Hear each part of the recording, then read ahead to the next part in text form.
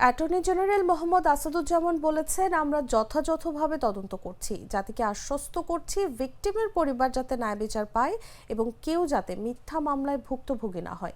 এজন্য আইন মন্ত্রণালয় থেকে ফৌজদারি কার্যবিধিতে একটি সংশোধনী প্রস্তাবনা করা হয়েছে, যাতে করে অন্তর্বর্তীকালীন অবস্থায় একটা ফাইনাল রিপোর্ট দেওয়া যায়।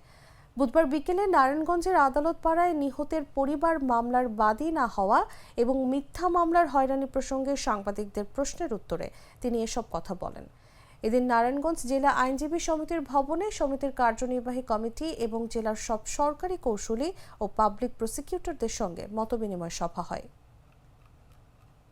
মামলা দ্রুত নিষ্পত্তি করার জন্য প্রায়োরিটি বেসিসে তদন্ত সম্পন্ন করা এবং বিচার প্রক্রিয়া সম্পন্ন করা, সেই প্রায়োরিটি ইতিমধ্যে নির্ধারিত হয়েছে। আমরা সেইভাবে এগিয়ে যাচ্ছি।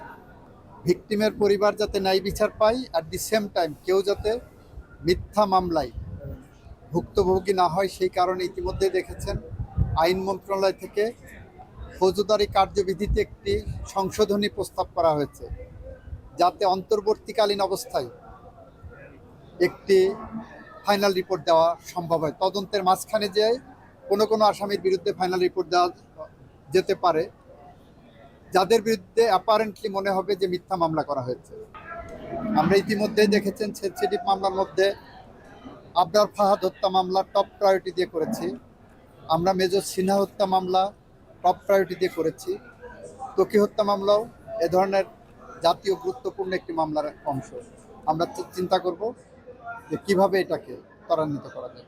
দ্রুততম নিষ্পত্তির জন্য যথাযথ পদক্ষেপ এটা নেওয়া হচ্ছে। দেখবেন তাড়াতাড়ি কোনো একটা রেজাল্ট আপনারা পাবেন।